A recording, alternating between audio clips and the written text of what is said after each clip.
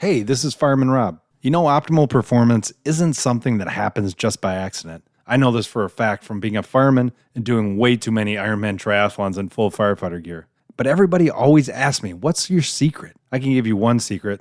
That's the right stuff hydration. Hydration is important when it comes to being present in the moment, ready to run into the fires and being capable of showing up every single time at your best. The right stuff was created for NASA, by NASA, for their astronauts. Now it's trusted by professional athletes in Major League Baseball, NBA, NFL, and most of the top-tier college sports. It's not an accident to prepare yourself to be great. If you're looking for that next edge, go to therightstuff-usa.com and enter the code FiremanRob and you will get 10% off at your checkout. This is an opportunity I wouldn't pass up. I have and still do use the right stuff. It's serious hydration for serious athletes, from the weekend warriors to those on the front lines. Make this a part of your habits to be the best you daily. Welcome to Forged in the Fires podcast with Fireman Rob. Being a fireman, father, veteran, husband, world record holder, and Ironman, he brings stories of experience to impact your life while challenging you to live it. What do you want from your life? Why do you want it? Are you willing to go through the challenges to get there? If you have the courage to take that first step, let this podcast be the catalyst to start your fire, while you bring the resilience to make it continue to burn. Our lives are made up of moments called right nows. So let's get started. Forged in the Fires podcast with your host, Fireman Rob, begins now.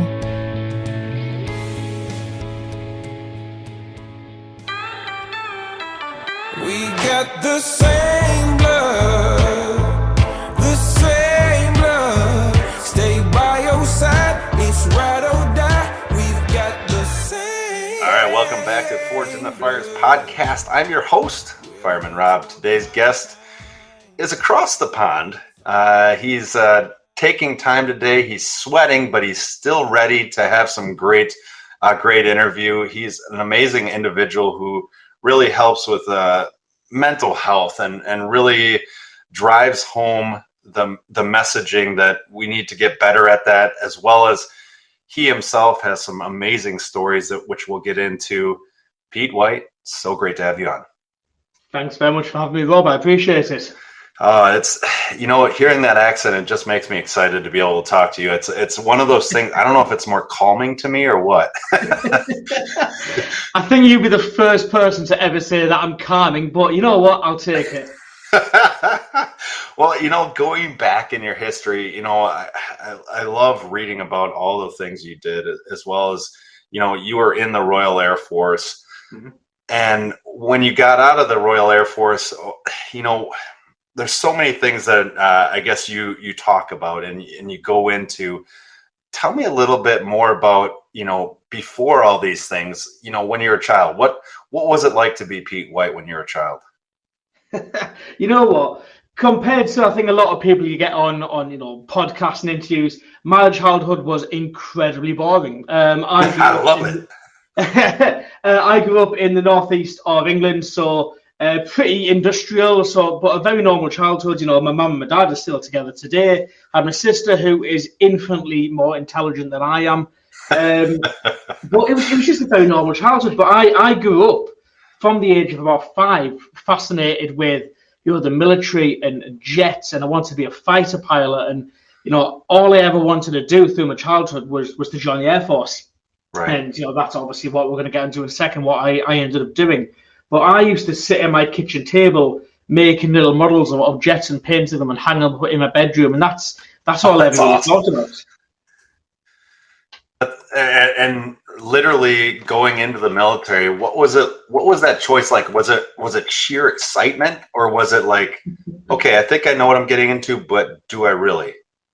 Yeah, it was. It was a lot of excitement. Like I say, it was something I'd wanted for a lot of years, but it was also a question of, am I doing the right thing? What the hell am I getting myself into?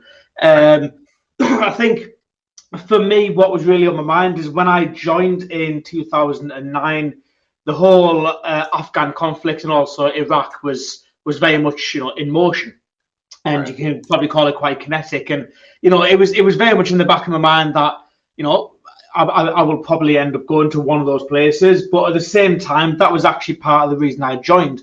Not because I wanted to go to war. I think that's a bit of a stupid reason to join. It's not a nice thing, but it was. Right. I wanted to go somewhere where I could make a difference, where I could actually do something, and to see a part of the world and to live a life that not many people actually get to do or to live. And for me, that was quite important. So yeah, it was excitement, but I was expecting the whole thing of, you see it on the movies and TV where you turn up to basic training and you're getting screamed at and called a maggot every 30 seconds, and that's honestly what I was expecting.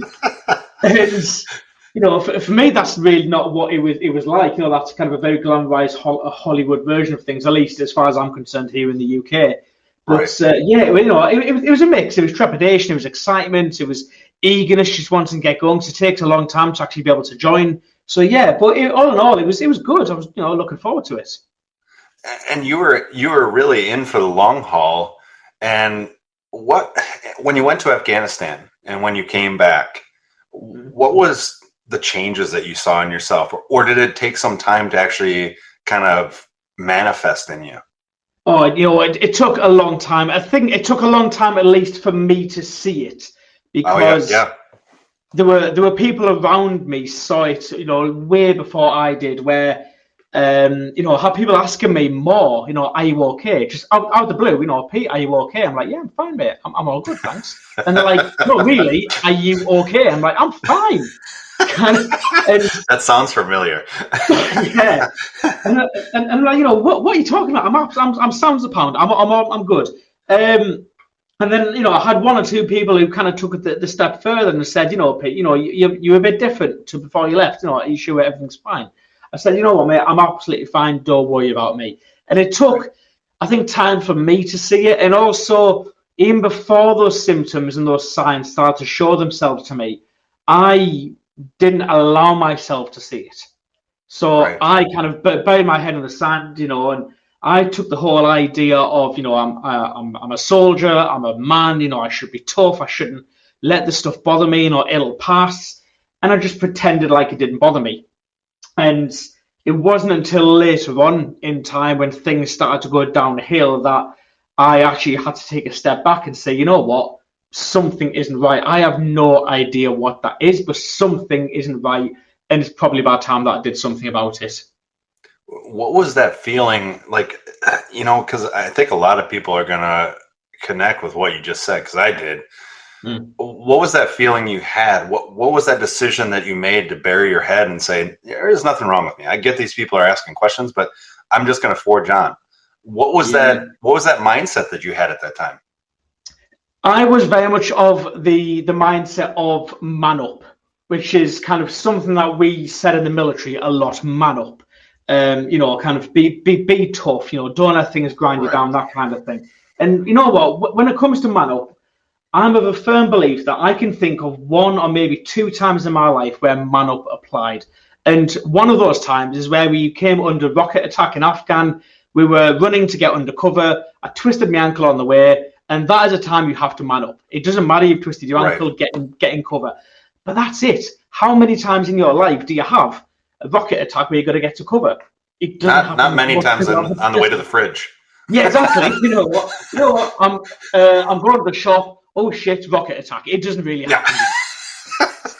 Yeah, that's crazy. It's like, but and people don't grasp those, like that little moment you still remember, right? And that little moment impacted your life in different ways to be able to transition to when you figured out that you needed help. What was your first step that you took? So for me, I was actually working at the London Olympics back in 2012. I was working on a VIP security team, and this was a year after I got back from Afghanistan, and kind of things started to deteriorate, and there was things like I wasn't sleeping properly, I wasn't enjoying things like I used to. I was always angry, and I remember having these imaginary arguments and imaginary fights in my head with other people. Constantly. And it was kind of, it's weird. I think we all do that a lot of times when we're stressed, but this was becoming almost obsessive.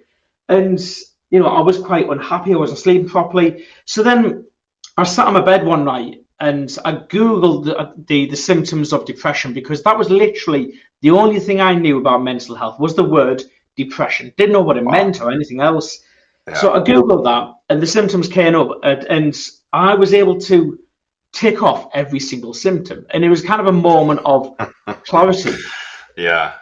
And so then the next day, I remember I was at work, and my head really wasn't in the game, and I was thinking, you know what, I need to do something about that, and I was putting it off, and then I was on the security gate one day, and we had Boris Johnson, who back at the time, obviously he's our outgoing Prime Minister at the moment, but back at the time, he was London Mayor, and he was coming through the security checkpoint with his close protection officers, or bodyguards, as you might call them. Yeah. And one of those guys set off the metal detector because he was carrying a pistol. You know, that was his job. He's allowed to do that. And they had little markings on their ID cards to say, you know, that they're armed, don't search them, just allow them to go past. And I wasn't focusing on, you know, this ID card. I was all up in my head. So I tried to search this guy, and he refused. And I said, no, I'm not asking you. You know, spread your arms. I'm going to search you. And he refused again. So then I went to square up to him. Now, I know you guys can't see me, but let me paint a picture to you, right? I am about 5'8" if I stand on my toes. I'm also a bit fat, okay? And then this guy was probably about 6'4", wide and tall. And he was like, he looks at me like I was just a bit of dirt on his shoe, and he just walked off. And one of my colleagues went, Pete, you know, go take a seat. I'll sort this out, mate. And they went, you know, I'm really sorry about that. You know, off you go. You can carry on. And I remember sitting in that seat, and I was like, you know what, right, that's it. You know, this isn't me. This isn't the normal me. I need to do something. So the next day, I went to the doctor, who was actually, it was like a temporary doctor based where we were camping out for the Olympics.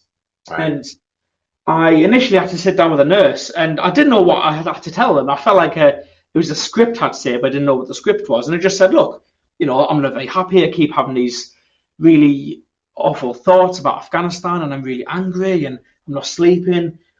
And she went, right, I'm going to get the doctor. I went, okay, cool. She went, are you okay if I leave you in this room with the needles? And I went, yeah, why?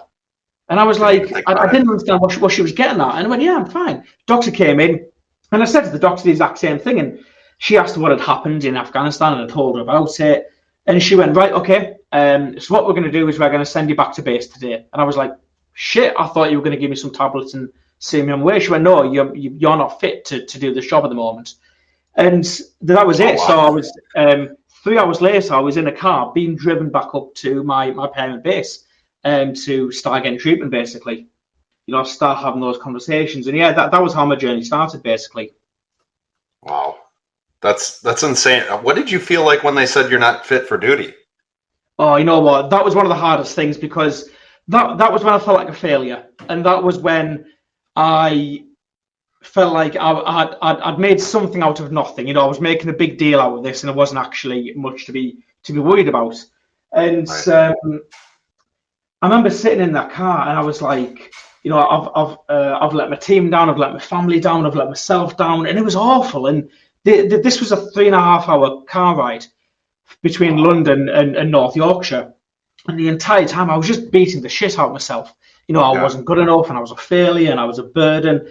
And I think looking back, half of that was the depression that was actually there at the time, and I hadn't realised it. But half of it was me setting myself these kind of standards, you know, that I should be tough and a soldier and a provider for my family and all this stuff. And by, you know, in order to do that, I had to act this certain way. And, you know, all of that is bullshit. I know that now, but back then it didn't. Right. And it was really hard. It was really tough. And I was honestly expecting as well to lose my job. Just, you know, I'd get back to base and they'd say, right, you know, you've got depression, or, you know, you're not mentally fit, off you go. You know, that didn't happen, at least not for a lot of years. But that's what I was expecting to happen. Right. That's a scary thing, especially when you're in that position. I mean, everything that you just said, you know, I had go through my mind. I know many people have had go through their mind. Mm. How did you transition that feeling to just really pushing the envelope of saying, you know what, I'm going to become a coach. I'm going to be able to manifest some other things that people want to be able to help them with their mental health? You know what, that took a long, long time. That took a lot of years, and I really had to go through the absolute pits. At my lowest, I was suicidal for a long time. I reached once the end of my life. I was psychotic, and for the people who aren't aware, that means that I was actually losing touch with reality because I was that unwell, and I had to go through all of that, and then come out the other side, and then start getting some really quite serious treatments. And then there was a moment where I'd had what's called EMDR, which is a PTSD treatment, and I kind of finished that, and I went, right, okay, I'm like a blank canvas now. All this mental health stuff that's gone on had stripped away, me as a person and my personality and all this stuff, and what is left behind was just a blank canvas. And I was like, okay, that's shit, but I can do something about that. Right. I can use that. So I decided that I could make my life whatever I want. I could paint on this canvas. So then I decided to make a 1% improvement in my life every day. And on my lowest days, that was just have a shower, have a really simple shower. And that was it. That might be all I did for that entire day. On days where I was a bit better, it might be to read a paragraph of a book, or maybe go for a 10-minute jog or something like that. And, over time, all these 1% added up and became something much more. And then when I came out kind of the other side of that, I say I came out the other side, I still do that to this day. After all these years, I still do 1%. And that's when I was like, hang on a second, I've got a story. It's a powerful story. I can tell it. Because not many people with PTSD can talk that openly about what they've gone through. Very true. And I've learned a lot through this, and I've learned a lot about mental health and this kind of stuff. And I said, right, okay, what can I do with this? And I started looking at coaching. And to cut a long story short, I did a coaching qualification, and I was a shit coach. And I was good at talking to people, and the people I worked with, had good outcomes, but I couldn't market myself as a coach. I didn't know how to do that. So then, what happened after that was I was working in IT at the time. So I'd been discharged from the military, and I was working in corporate IT and hated it. I still hate computers now. And excuse me. And I had a couple of incidences in work where colleagues, there was one senior manager and one junior lad who were suicidal. And, there was one of them actually had to take the belt from this kid's neck to stop him from hanging himself. Wow. And another one was a manager who approached me and just said, look, and he was this blunt. He said, I'm going to, after work, I'm going to kill myself. And we sat down and, had a chat and got him some support and all this stuff. And I was like, hang on, there's something in this, I've already got the story and all this experience, but then I really enjoy supporting people. I really enjoy using my experiences to do that, and I'm really interested in mental health. And it was not long before all of that happened that I published my book. My book for me, it was cathartic. It was I did it for me initially, just to get this stuff out there. And after I published it, I had close to 200 people share their experiences with me and how they could relate with what I've been through. And I thought, there's something in this. And I realized just how many people do struggle with their mental health, and how many of those people don't get any support, don't, can't, won't, whatever. And I thought, that's shit. That's not right. We need to do something about that. So I decided that I would do something about it. And I started to kind of put myself out there, that I would work with organizations and I'd show them how they could support the mental health of their staff and this kind of thing. And that eventually grew into what I do now. But that's how it started. It was the book. It was coming out the other side of that journey, and it was helping those people all put together, and it kind of formed this, basically painted this picture that made it clear to me. That's so amazing to be able to have that journey. And for anybody that's looking, the book is From the Bottom of the Barrel, From a Prisoner Trapped in My Own Mind to Holding the Keys to Success. You can actually find that book on Amazon, or you can go to his website, petewhiteconsulting.co.uk. Yes, it's not .com, because he is over on the pond. I love the picture on the front of the book, though. You peeking out of the barrel. That's perfect. Is there beer in that barrel? Yeah, it's kind of like me climbing out of it. You know what? That picture took me way too long to create. Well, it's perfect though. Thank you. I'm actually at some point when I get the time in my diary, I'm going to be working on a sequel because a lot has happened since I published that book. Yep. So I'm going to be working on that. But I've got a 1-year-old son, so that could take a long time to happen. Yeah, you'll have to have the next time the barrel will be on its side and you'll be out of it. Yeah. I might go for that. There you go. I love the statement. You have a statement on your site that it says when you're talking about the mental health and really creating something new. You said I could turn my battle to end the stigma into a war. The difference between this war and my time in Afghanistan, this war would save lives.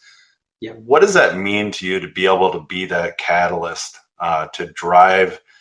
Sometimes you're not going to know how many people you impacted, but what does it mean to you now to be able to be that catalyst for people to see their life and see opportunity and potential instead of the end of the road?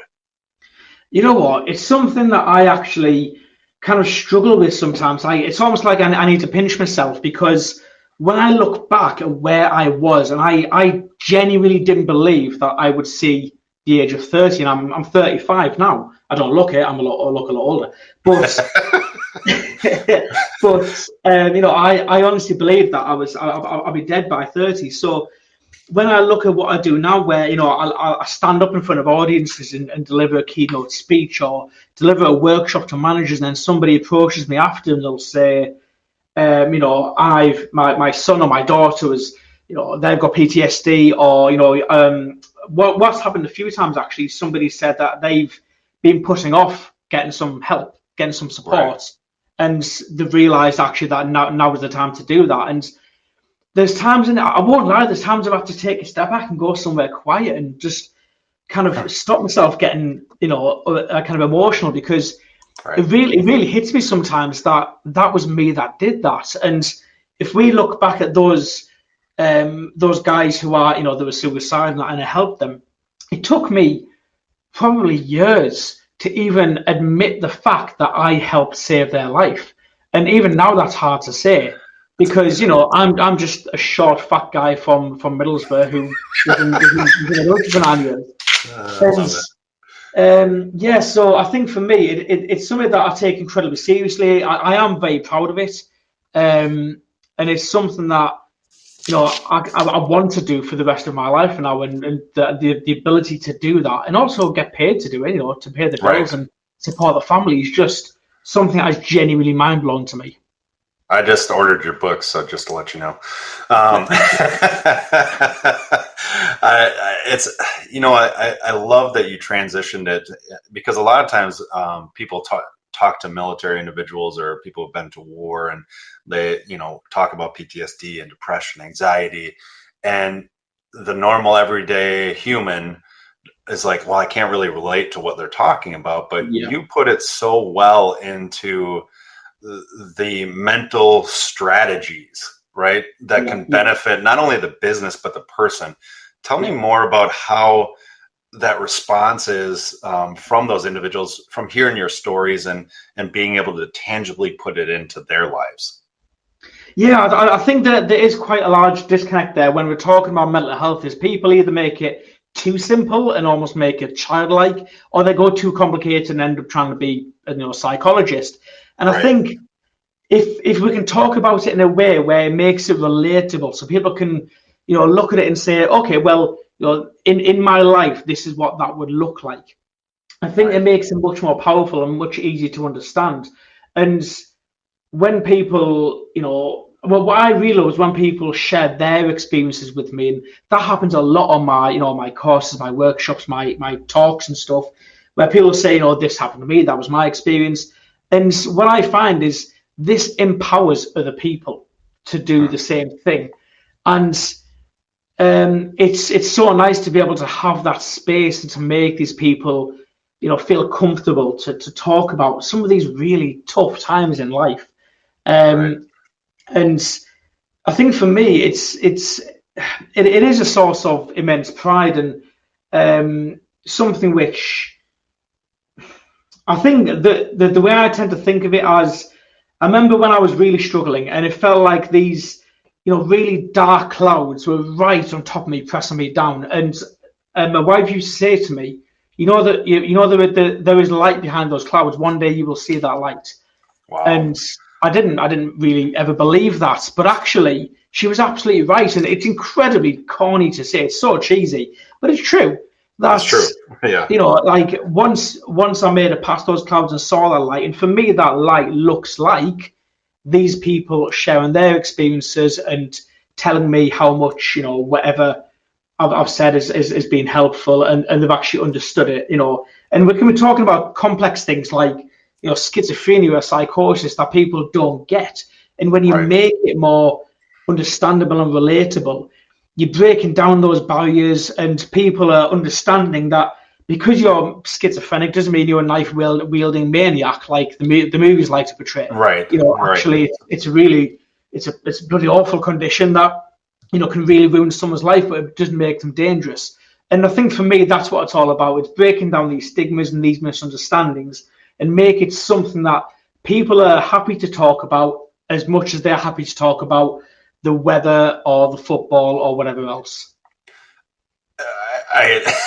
That's so well put. And I think you, and I can tell by the way that you speak, that you use humor. I think how healthy is it for you to be able to use humor about this really grave topic, but at the same time, it's so powerful.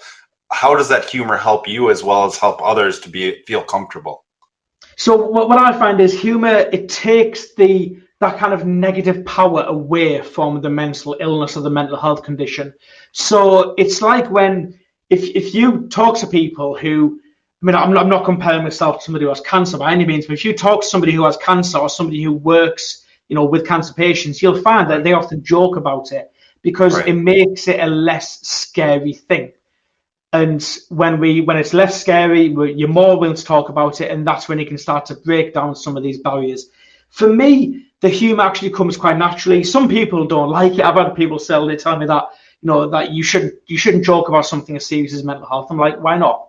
Why shouldn't we joke about it? Oh, well, it's serious. Well, why can't you joke about a serious thing? As long as you're not, taking the piss out of an individual because that makes you a dickhead.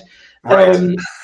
But, there's absolutely no problem. We can joke about it, but we can still do it like respectfully.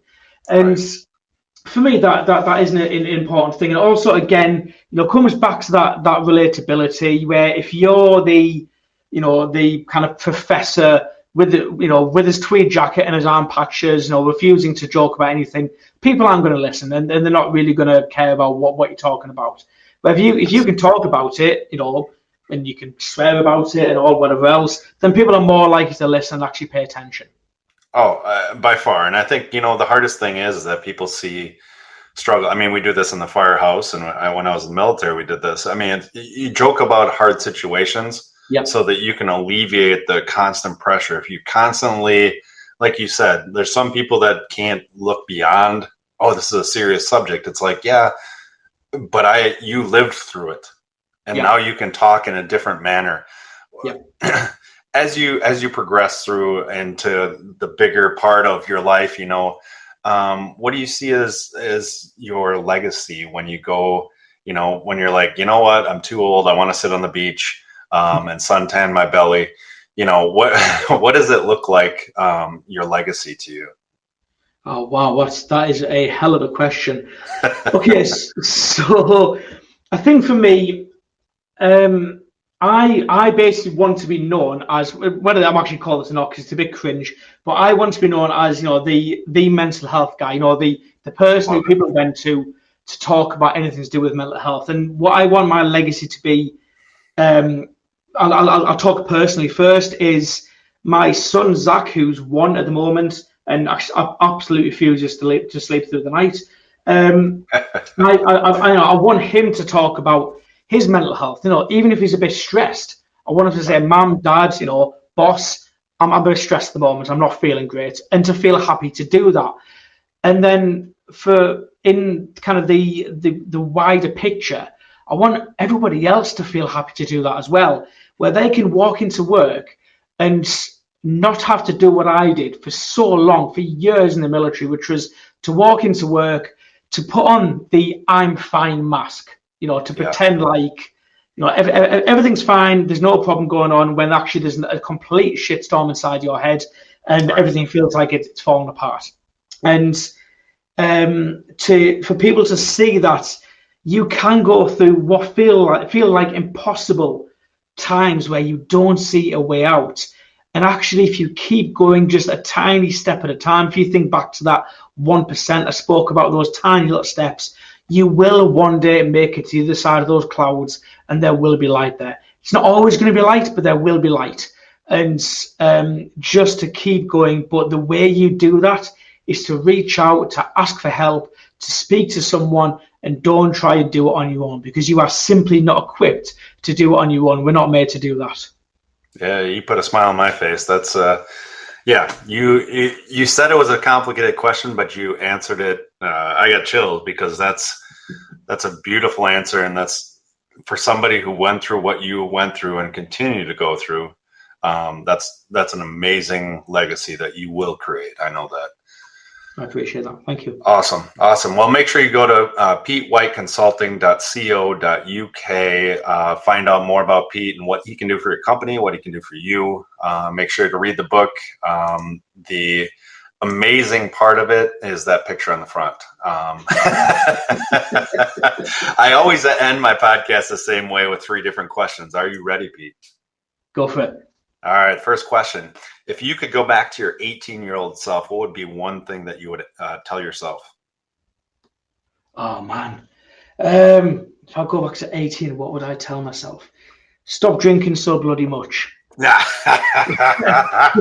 lost years of my life to just drink it. That is one of the best answers I've heard in the many, many podcasts that I've done. I love that. Would you sit down and have a drink with yourself, though? You tell yourself that, and then you sit down. I would, but I'd have a lemonade or something boring. Oh, there you go. I love it. All right. The second question is, if you could tell somebody 2 things, everybody's going through challenges and struggles in their life, different things. If you could tell them 2 things that they should start to do as a habit daily, what would those 2 things be? Okay. So what I would do first off is every day, grab a pen and paper, write down 3 things.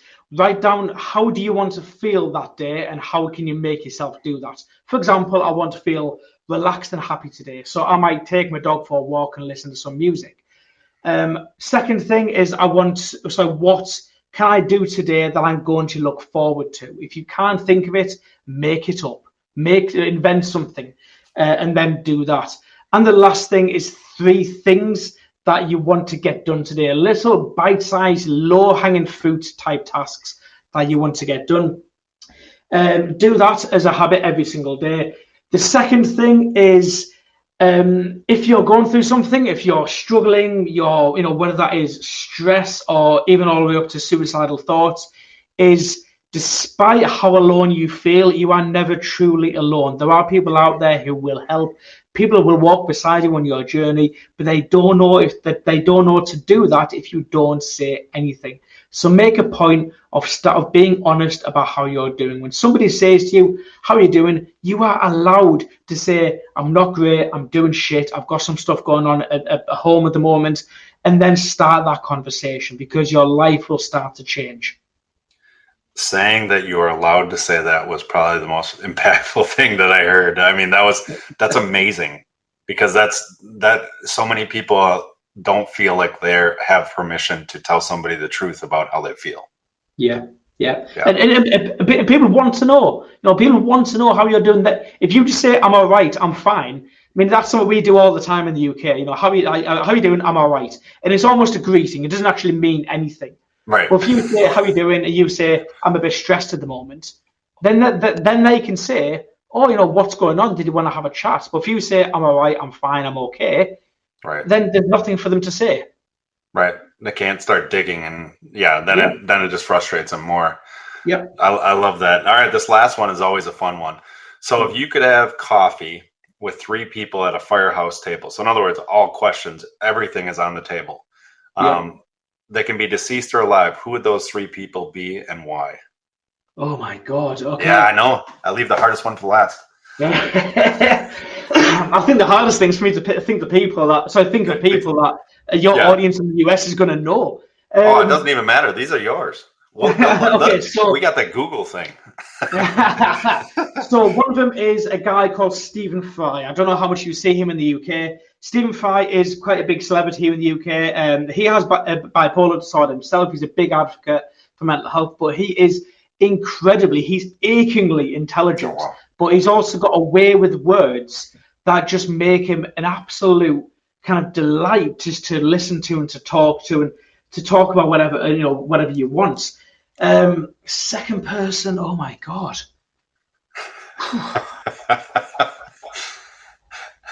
I love making it complicated.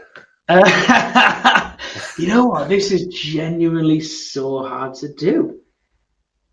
I love this. There's people that have like the 3 right on the tip of their tongue, like they knew I was going to ask the question, and then there's ones that are like, I got to think about this. I want to get the right people at my table. There's so many different possibilities. I think maybe somebody like Alan Turing, who helped break the Enigma code, because he faced so much in his life, because he was gay in a time where you weren't allowed to be gay, and he fought against that, and he achieved, him and his team achieved some incredible things. And I would just want to sit down with him and just say, how did you find it? How did you get through that? How did you make it every single day to work and achieve what you did? Wow. And the third person. You're gonna have to take a nap after this. You know what? I am. It's too bloody hot to think this deep as well. I think it's getting close to in the US temperatures, getting close to 100 degrees today here, and it's yes. Right, who's that third person? Come on, Pete, you can think. Well, you told your 18-year-old self you can't drink, so you're out of luck here. Yeah, my 18-year-old self wouldn't want to talk to me because of that. Yeah, exactly. I think I would sit down with somebody like General Eisenhower, or one of the major Allied commanders from World War II, and first start, buy them a drink and say, mate, how are you doing? Because holy shit. Yeah. But also, I can imagine people like that who face such incredibly insurmountable tasks and challenges, and just get their thoughts on their input on, how they did that, what were their daily habits, how did they make these decisions that they knew were going to cost lives, and just trying to kind of get their thoughts on that, because to me, these had to be such incredibly kind of resilient and strong people. But to me, resilience doesn't mean just to be tough. It means to have the tools and the knowledge to get through those tough times. And I want to know, what are those tools and what is that knowledge? I love that. That's a good table of coffee right there. It really is. Well, Pete, it's been an absolute pleasure to have you on today, and thank you so much for what you're doing, because you're part of the people that are actually creating a society that's so much better for everyone else, and that's just going to trail on throughout the generation. So I appreciate everything you're doing. I really appreciate that, and thank you so much for having me on today. It's been an absolute blast. I appreciate it. All right, we'll talk to you guys next time. Thanks for listening and supporting the Forged in the Fires podcast with Fireman Rob. Remember, don't forget to like and subscribe to this podcast, and please share this episode with a friend or family. To find out more about Fireman Rob or reach out about a question, go to www.firemanrob.com. Until next time, live your life forged in the fires.